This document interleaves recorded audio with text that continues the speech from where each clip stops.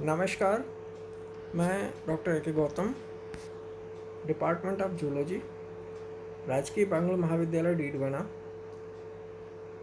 BSc first year zoology के third paper developmental biology के लिए बीएससी फर्स्ट ईयर के विद्यार्थियों का आज के व्याख्यान में हार्दिक स्वागत। छात्रों, आज मैं आपसे पूर्व के व्याख्यान की सततता में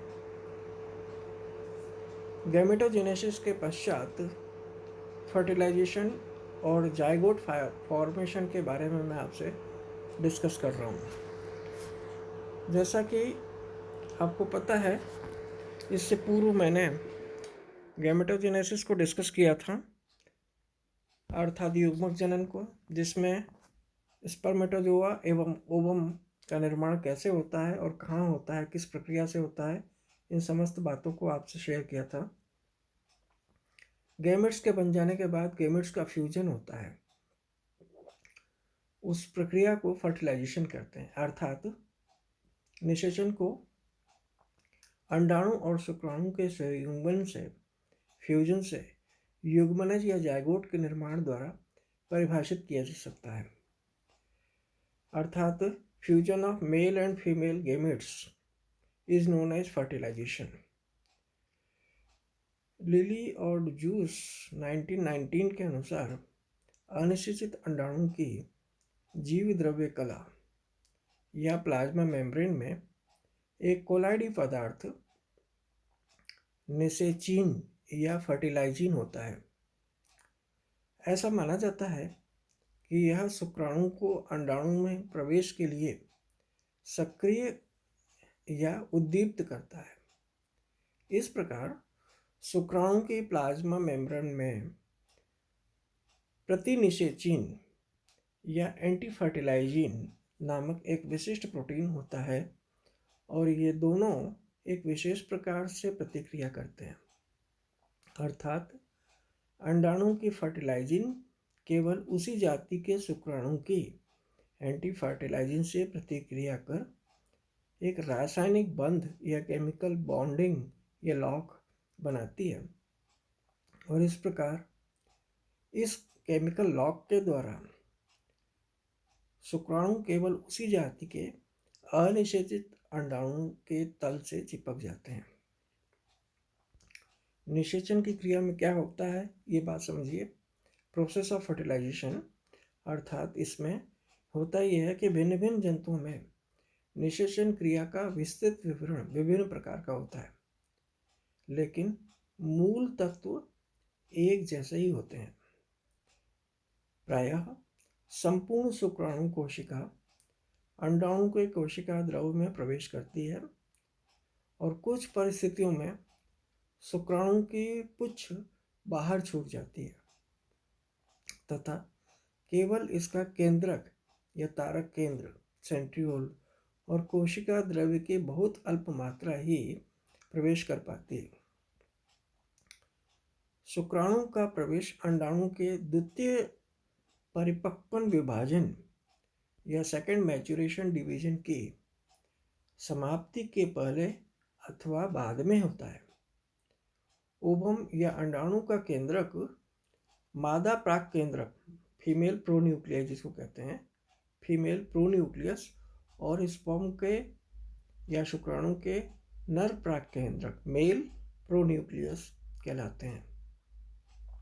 और निषेचन की समाप्ति तक यह निषेचन की समाप्ति तब मानी जा सकती है जब दोनों प्रोन्यूक्लियाई फ्यूज होकर एक जाइगोट या न्यूक्लियस बनाते हैं, और इस प्रक्रिया को क्या कहते हैं, एम्फीमिक्सिस कहते हैं, उभय मिश्रण कहते हैं। उभय मिश्रण की परिभाषा क्या होती है, fusion of male and female pronuclei to form to an new structure zygote is known as amphimixis. तो निषेचन का प्रभाव क्या होता है, इफेक्ट ऑफ फर्टिलाइजेशन। अंडाणु पर निषेचन के अनेकों महत्वपूर्ण प्रभाव होते हैं। पहला, निषेचन शंकु की समाप्ति अर्थात लॉस ऑफ फर्टिलाइजेशन कोन। कुछ एनिमल्स में ओवम या स्पर्म के फ्यूजन और प्रवेश स्थल पर एक कोशिका द्रव्य उभार या निषेचन शंकु विकसित होता है। शुक्राणु के अंडाणु में प्रवेश के तुरंत पश्चात यह निषेचन शंकु या प्रवेश कोण कोशिका द्रव में खींचकर विलीन हो जाता है। दूसरा पॉइंट क्या होता है? परिपीतक अवकाश का निर्माण, फॉर्मेशन ऑफ पेरीविटेलाइन स्पेस। इसमें क्या होता है? शुक्राणु वेधन के बाद या शुक्राणु द्वारा पेनिट्रेशन के पश्चात अंडाणु का परिधीय कोशिका द्रव्य द्रवित होकर बाहर अंडजीव द्रव्य कला या एग प्लाज्मा मेम्ब्रेन और पीतक कला या विटेलाइन मेम्ब्रेन जिसको कहते हैं के बीच में संग्रहित हो जाता है, और इस तरह तरल से भरा एक स्थान परिपीतक अवकाश या गुहा बन जाती है। और पीतक कला से स्वतंत्र हो जाने के कारण अंडाणु या युग्मनज परिपीतक अवकाश के तरल में स्वतंत्रता पूर्वक घूम जाता है। और इस प्रकार से अब तीसरी स्टेज आती है निषेचन कला का निर्माण या फॉर्मेशन ऑफ फर्टिलाइजेशन मेम्ब्रेन। इस अवस्था में क्या होता है? पीतक कला कठोर होकर निषेचन कला बन जाती है, और इस कारण युग्मनज या जाइगोट जो आयतन में तनिक कम हो जाता है घूमने की गति कर सकता है, और निषेचन कला अन्य शुक्राणुओं का अंडाणु में प्रवेश वर्जित करती है। मतलब दूसरा स्पर्म ओवम में एंटर नहीं हो सकता है। फिर इसके बाद में आती पोलैरिटी या ध्रुवण। इसमें क्या होता है? युग्मनज या जाइगोट का दो स्पष्ट ध्रुवों में विभेदन हो जाता है। अग्र या पृष्ठभाग, जिसमें स्वच्छ पीतकहीन जीव द्रव्य होता है, और सक्रिय या प्राणी ध्रुव या एनिमल पोल तथा पीतक सहित पश्च या अधर भाग जो कि अल्पक्रिय या वर्धी या वेजिटेटिव पोल या वेजिटल पोल भी कहलाता है। फंक्शनली या क्रियात्मक रूप से प्राणी ध्रुव पीतक हीनता और जीव द्रव्य के अधिक प्रवाह के कारण अधिक सक्रिय होता है, जबकि वर्धी गोलार्ध भारी पीतक सहित होने से नीचे की ओर एवं कम सक्रिय होता है। पांचवा पॉइंट ये है कि रासायनिक परिवर्तन इसके अंदर क्या होते हैं? Chemical changes. जाइगोट के कोशिका द्रव्य में तेजी से होने वाले रासायनिक परिवर्तन इसे अन्य शुक्राणुओं के प्रवेश के लिए अयोग्य बना देते हैं, और यदि पॉलीस्पर्मी या बहुशुक्राणुता अर्थात कई शुक्राणुओं का एक साथ प्रवेश होता है, तब केवल एक ही शुक्राणु का केंद्रक अंडाणु के केंद्रक से संयुक्त होता है या फ्यूज होता है, जबकि अन्य शुक्राणु शीघ्र ही नष्ट हो जाते हैं। और फिर इसके बाद छठा पॉइंट क्या होता है?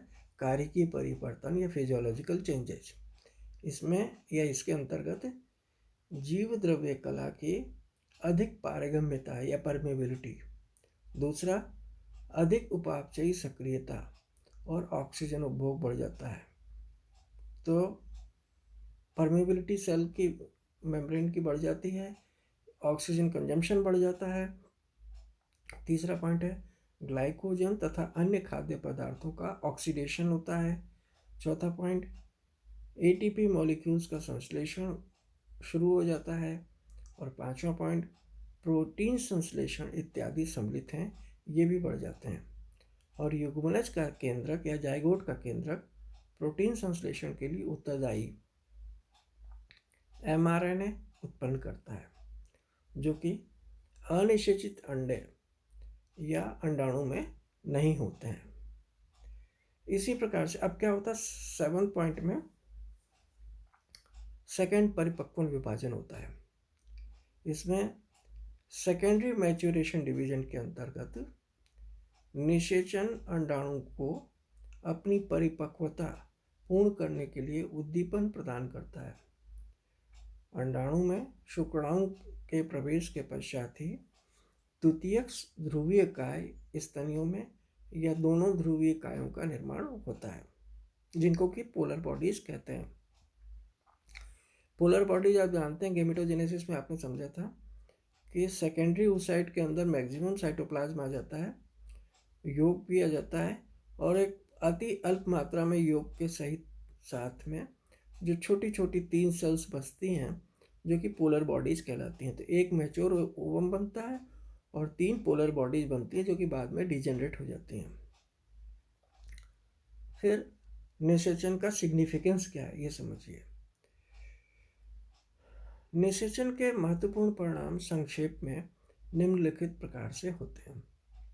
पहला, निषेचन के परिणाम स्वरूप डिप्लॉइडी अर्थात द्विगुणिता उत्पन्न हो जाती है। नर और मादा गैमेट्स के अगुणित केंद्रकों या हैप्लॉइड न्यूक्लियाई के संयोजन से जाइगोट में गुणसूत्रों की दुगुणित संख्या पुनः स्थापित हो जाती है, जो प्रत्येक जाति के लिए एक निश्चित होती है। इसी तरह से दूसरा पॉइंट है उभय मिश्रण या एम्फीमिक्सिस। नर और मादा युग्मकों के संयुग्मन से संतान में पितृ और मातृ जीन्स का परस्पर अंत मिश्रण या उभय मिश्रण एम्फीमिक्सिस हो जाता है, और इससे संतान या जाति में आनुवांशिक परिवर्तिता या विभिन्नता उत्पन्न होती है। वेरिएशन इसी के कारण से इसमें उत्पन्न होते हैं। तीसरा पॉइंट, तारक केंद्र या सेंट्रियोल्स। परिपक्व अंडाणु में तारक केंद्र या सेंट्रोसोम्स का अभाव होता है, क्योंकि परिपक्वन के समय यह ध्रुवीय कोशिकाओं में चला जाता है, और इस वजह से क्या होता है, निषेचन के समय मेल गैमेट्स का तारक केंद्र जाइगोट पर प्रवेश करता है और तारक केंद्र जाइगोट के विदलन में प्रमुख भूमिका निभाता है। चौथा पॉइंट क्या है, अंडाणु का एक्टिवेशन ऑफ ओवम या अंडाणु का सक्रियण। इस प्रक्रिया में शुक्राणु का प्रवेश अंडाणु को विदलन तथा आगे परिवर्धन के लिए सक्रिय कर देता है, परंतु इसके कुछ उल्लेखनीय अपवाद भी हैं। जैसे मधुमक्खी में अनिषेचित अंडाणुओं से नर मक्खियाँ या ड्रोन्स बनते हैं। इसी प्रकार एफिड्स नामक इंसेक्ट्स के या कीटों के जीवन चक्र में अनेकों उत्तरोत्तर पीढ़ियाँ अनिषेचित अंडाणु से उत्पन्न होती हैं, और ये सब घटनाएं प्राकृतिक अनिषेक जनन या नेचुरल पार्थिनोजेनेसिस कहलाती हैं, जिसका तात्पर्य निषेचन के बिना परिवर्तन से है, अर्थात development of an embryo without fertilization is known as parthenogenesis. बिना निषेचन के ही किसी भ्रूण के परिवर्धन को पार्थिनोजेनेसिस कहते हैं, अनिषेक जनन कहते हैं। दूसरी ओर अनेक सफल प्रयोग हुए हैं, जिनमें तारामीन या स्टारफिश, सी अर्चिन, कुछ फिशेज, फ्रॉग्स मतलब मेंढक और खरगोश इत्यादि के अनिषेचित अंडाणुओं का शुक्राणुओं की सहायता के बिना, लेकिन कुछ कृत्रिम उद्दीपकों अर्थात यांत्रिक, ऊष्मीय या रासायनिक, इन 3 तरीकों के स्टिमुलाई या उद्दीपनों के द्वारा परिवर्तित किया जाता है, और ये घटनाएं आर्टिफिशियल पार्थिनोजेनेसिस की हैं, अर्थात कृत्रिम अनिषेक जनन की हैं। कभी कभी अंडाणु शुक्राणु के संपर्क में आने मात्र से ही सीधे विकसित हो जाता है, और उनका समेकन या फ्यूजन नहीं होता है, और इस प्रकार के अनिषेक जनन को जाया जनन या गाइनोजेनेसिस भी कहते हैं। बहुत इंपॉर्टेंट टर्म, इसको ध्यान से समझिएगा। कई बार क्या होता है कि अंडाणु शुक्राणु के संपर्क में आने मात्र से ही सीधे विकसित हो जाता है,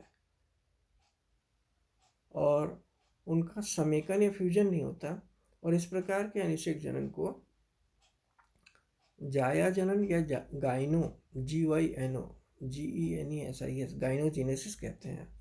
और इससे यह सिद्ध होता है कि अंडाणु का सक्रियण 2 युग्मकी केंद्रकों के सम्मेलन के फलस्वरूप नहीं होता है। अंडाणु का जो सक्रियण होता है वो 2 युग्मकी केंद्रकों अर्थात दो गैमेट्स के न्यूक्लियाई के सम्मिलन या फ्यूजन के फलस्वरूप नहीं होता है। तो ये बहुत महत्वपूर्ण बात है। अब हम बात करते हैं निषेचन के प्रकार के, types of fertilization. Different animals में, विभिन्न जंतुओं में समय, स्थान तथा निषेचन की विधियां उनके आवास तथा अंडे देने की प्रकृति पर निर्भर करती हैं। पहला पॉइंट, पर निषेचन या स्वनिषेचन, क्रॉस एंड सेल्फ फर्टिलाइजेशन। अधिकतर जंतु, विशेषतया उच्च श्रेणी के एक लिंगी यूनिसेक्सुअल या एक लिंगाश्रयी डायोसियस होते हैं। खरगोश और मनुष्य की तरह या तो वे केवल नर होते हैं जो शुक्राणु बनाते हैं, या केवल मादा जो अंडाणु उत्पन्न कर सकते हैं। जब दो भिन्न प्राणियों अर्थात नर और मादा प्राणियों के नर और मादा गैमेट्स संयुक्त होते हैं तब इसे क्रॉस फर्टिलाइजेशन कहते हैं। पर कुछ जंतु, विशेषकर निम्न श्रेणी के बाइसेक्सुअल अर्थात द्विलिंगी या उभयलिंगी हर्माफ्रोडाइट जिनको कहते हैं, या उभयलिंगाश्रयी मोनोसियस होते हैं। वे अंडाणु और शुक्राणु दोनों ही बनाने में सक्षम होते हैं, लेकिन उनमें से अधिसंख्यक हाइड्रा की भांति पर निषेचन ही करते हैं। फिर भी कुछ द्विलिंगी जंतुओं जैसे टेपवर्म होता है, टीनिया सोलियम, फीताकृमियों में एक ही विशिष्ट इंडिविजुअल या प्राणी के अंदर अंडाणु और शुक्राणु परस्पर निषेचन कर सकते हैं, और यह स्वनिषेचन या सेल्फ फर्टिलाइजेशन की प्रक्रिया कहलाती है। इसी प्रकार से दूसरे तरीके का फर्टिलाइजेशन होता है जिसको कहते हैं एक्सटर्नल एंड इंटरनल फर्टिलाइजेशन। इसमें क्या होता है, निषेचन के लिए अंडाणु और शुक्राणु का एक दूसरे के समीप विसर्जित होना आवश्यक है। इस प्रक्रिया में ओवम और स्पर्म का एक स्थान पर एक ही जगह विसर्जित होना बहुत जरूरी होता है, और ऐसा एक्वाटिक एनिमल्स में या जलीय जंतुओं में आसपास के जल में होता है, या फिर सामान्यतया स्थलीय जंतुओं में मादा के शरीर के भीतर कुछ विशेष गुहिकाओं या कैविटीज में होता है। और अधिकतर जलीय जंतुओं जैसे इकाइनोडर्म्स, स्टारफिश, सी अर्चिन, अनेकों फिशेस और एम्फीबिया में अंडाणु और शुक्राणु दोनों ही सीधे जल में छोड़ दिए जाते हैं, जहां वे फर्टिलाइज होते हैं या निषेचित होते हैं। और इस प्रकार के फर्टिलाइजेशन को बाह्य निषेचन या एक्सटर्नल फर्टिलाइजेशन कहते हैं, जो कि जनक प्राणियों के शरीर के बाहर होता है। अन्य जलीय जंतुओं जैसे कि क्रैफिश और सिफेलोपोड्स में तथा अधिकांश स्थलीय जंतुओं में मैथुन या कॉपुलेशन के समय नर प्राणी अपने शुक्राणु या तो मादा प्राणी की अंडवाहिनी में या शुक्रग्राहिका में, जिसको कि स्पर्मेथिका कहते हैं, इस विशेष स्थानों में धानी या रेसिप्रेक्टल में, जैसे कि उदाहरण के तौर पर केंचुओं में फेरेटिमा पोस्ट्रीमा में, इंसेक्ट्स में, स्पाइडर्स में ऊज आउट किए जाते हैं या निक्षेपित किए जाते हैं, जिससे निषेचन मादा प्राणी के शरीर के अंदर होता है, और यह आंतरिक निषेचन कहलाता है। अब एक और टर्म आप समझ लीजिए, एक शुक्राणुक अथवा बहुशुक्राणुक निषेचन अर्थात मोनोस्पर्मिक एंड पॉलीस्पर्मिक फर्टिलाइजेशन क्या होता है। एनिलिड्स, इकाइनोडर्म्स, अस्थिल मछलियों तथा मेंढक में केवल एक ही शुक्राणु अंडाणु में प्रवेश कर पाता है, इसे एक शुक्राणु निषेचन कहते हैं। कभी कभी अनेक शुक्राणु अंडाणु में प्रवेश करते हैं, जैसे यूरोडेल्स के जंतुओं में, रेप्टाइल्स में और पक्षियों में। यह बहुशुक्राणुयी निषेचन कहलाता है, परंतु इनमें केवल एक शुक्राणु अंडाणु का निषेचन करने में सफल रहता है, और जबकि शेष शुक्राणु नष्ट हो जाते हैं। तो इस प्रकार से ये पूरा जो टॉपिक हमने अभी डिस्कस किया, ये फर्टिलाइजेशन को समझाता है पूरा का पूरा। Thank you very much.